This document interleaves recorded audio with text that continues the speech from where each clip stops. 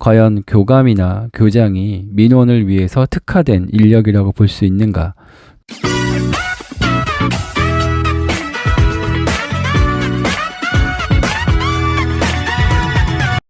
안녕하세요. 모드쌤입니다. 오늘은 2024년이 한 달밖에 남지 않은 시점에서 12월을 맞이하며 한 달만 무사히라는 제목으로 한번 잡아봤습니다. 네, 이제 12월이 되었습니다. 2024년도 어느덧 이제 한 달밖에 남지 않았습니다. 여러분께서는 12월을 맞이하면서 벌써 12월이야? 이런 생각이 드시나요? 아니면 이제야 12월이 되는구나 라는 생각이 들고 계신가요? 저는 솔직히 얘기해서 이제야 12월이구나 라는 생각이 듭니다. 아마 저와 같이 벌써 12월이야? 라는 생각이 아니고 야, 이제야 12월이 되었구나 라는 생각을 하시고 계시는 그런 선생님들이 많이 있을 거라고 생각합니다. 그러면 왜 이제야 12월이냐 이런 생각이 그런 마음이 드는지 여기에 대한 이야기를 한번 해볼까 합니다. 아마 이런 생각이 드는 것은 선생님들이나 아니면 교감이나 아니면 교장 선생님 또는 뭐 교육청에 있는 장학사들도 비슷한 생각이 드시는 분이 많을 거라고 생각합니다. 왜 그럴까요?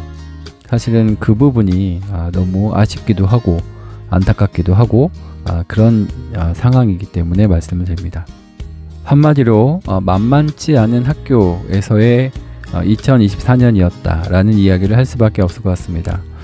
민원도 상당히 오래 많았고요. 또 교직원 간의 갈등도 있었고 또 학생과 교사와의 갈등도 있었고 물론 해마다 그런 갈등이 없는 경우는 없었지만 특히나 그런 갈등들이 많이 있었던 한 해였지 않나 하는 생각을 합니다. 또 무엇보다도 교육 정책 중에 늘봄과 관련된 갈등들이 많이 있었는데요. 아직 그 구성원 간에 합의가 되어 있지 않은 정책으로 인해서 늘봄을 이제 일방적으로 학교에 들어오게 되었고 물론 이것은 이제 학부모들이 원했기 때문에 들어왔다고 하지만 그 학교를 구성하고 있는 교사들의 의견이라든지 이런 것들이 과연 잘 반영되고 있는 부분인지 그냥 정책적으로 정치적으로 이것들이 들어온 부분이 있지 않나 하는 부분도 사실은 생각해 봐야 될 부분이 있다고 생각을 합니다. 학교는 가장 민주적인 절차가 중요시되는 공간일 수밖에 없고요. 왜냐하면 다음 세대를 키워내는 공간이기 때문에 무엇보다도 민주적이어야 하고 어떤 구성원 간의 의사소통을 배우는 공간이 학교라고 생각하는데 학교에 들어오고 있는 여러 가지 교육 정책들이나 이런 것들이 과연 민주적인 절차로 들어오느냐 아니면 획일적인 방법으로 들어오느냐 이전 점에서 아쉬운 점이 많은 한 해였다라고 생각을 합니다. 선생님들 같은 경우는 또 이제 AI 교육 디지털 교과서 도입과 같은 만만치 않은 부분들이 많이 이제 들어오고 있는데 물론 좋지요. 그 변해가는 사회상의 흐름에 따라서 가장 즉각적으로 그런 것들을 반영하고 교육에 투입하는 건 좋은데 교육이라는 것은 어느 유행이 아니기 때문에 너무 유행처럼 이런 것들이 들어오는 것은 좀 조심해야 되지 않겠는가라는 부분이고요. 태블릿 PC라든지 컴퓨터 인터넷을 통해서 배울 수 있는 교육의 분야가 있을 것이고 연필을 깎아가면서 한 땀 한 땀 손으로 글씨를 써가면서 또 종이로 되어 있는 책을 한 장 한 장 읽어가면서 얻을 수 있는 부분이 있기 때문에 이런 것에 대한 면밀한 검토가 과연 되어가고 있는 교육 현장인지 이런 것들에 대한 다 같이 고민이 좀 필요하지 않았나 하는 생각을 해봅니다. 민원에 대한 이야기도 빠뜨릴 수가 없는데요. 과연 학교 안에 민원 전문가는 존재하는가라는 부분이죠. 소위 말하는 민원 대응팀이라는 것을 학교별로 구성해서 민원에 응대하라고 하고는 있지만 과연 교감이나 교장이 민원을 위해서 특화된 인력이라고 볼 수 있는가 또는 교사들 중에 민원을 능숙하게 처리할 만한 선생님들이 과연 계시는가 그리고 여기에 따른 심각한 감정 노동의 문제는 과연 어떻게 해결할 것인가 이런 것들이 올해 정말 다른 것보다도 많은 이슈가 아니었나라고 생각을 합니다. 많은 초등학교와 중고등학교에서 가장 선생님들이 병가라든지 병휴직처럼 이렇게 중간에 본인에게 주어진 책무를 다하지 못하고 들어가는 가장 큰 이유 중에 하나가 결국은 민원이거든요. 그러니까 이 민원이 학부모들로 인해서 제기가 될 때 이것이 과연 교육적인 절차로 제기가 되는 것인가, 이런 부분인데, 물론 사람이 다 완벽할 수는 없다고 생각합니다.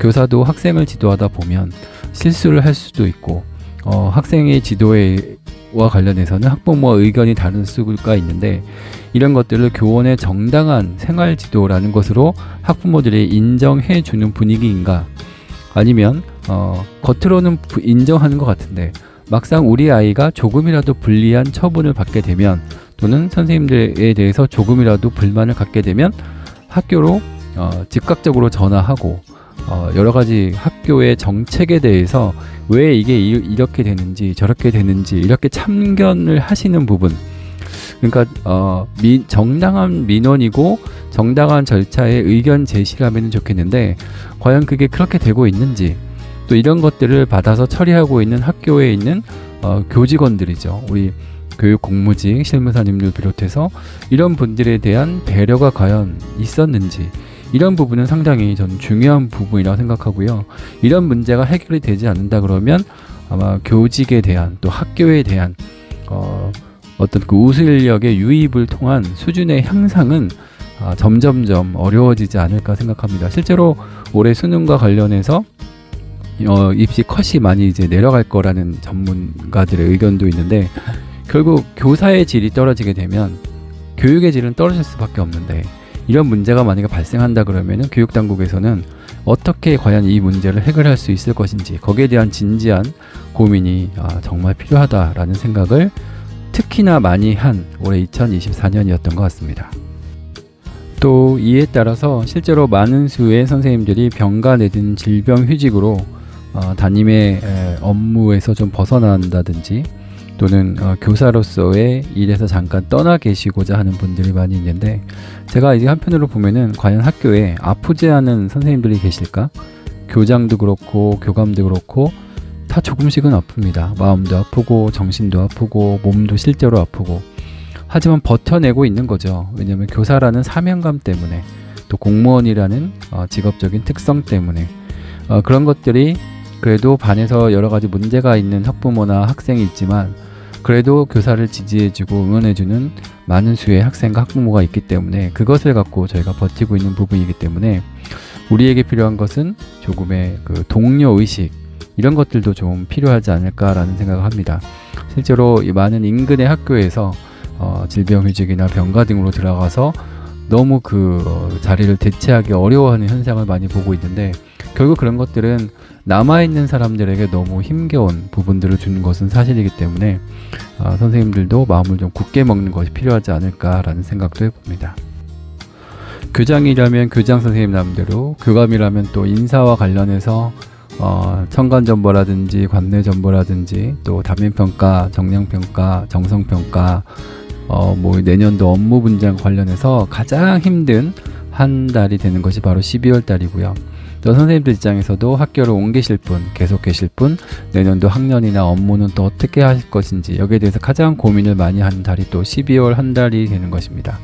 그러므로 이번 한 달만 정말 무사히 잘 보내셔서, 그래도 교사에게 도움이 되는 방학이라는 게 있으니까 방학 동안에 본인의 여러 가지 어려운 부분들을 많이 극복하셔서 또 희망찬 내년을 기약할 수 있는 그런 것들을 준비하는 그런 12월이 되면 정말 좋겠다라는 생각을 하면서 이 영상을 보시는 모든 교사분들, 또 교감 선생님 또는 교장 선생님 또는 학부모 또는 학생 모두 선생님들을 응원해 주시고, 선생님들이 자리를 굳건히 지킬 수 있도록 굳은 신뢰와 응원을 보내주시면 감사하겠다라는 말씀을 드립니다.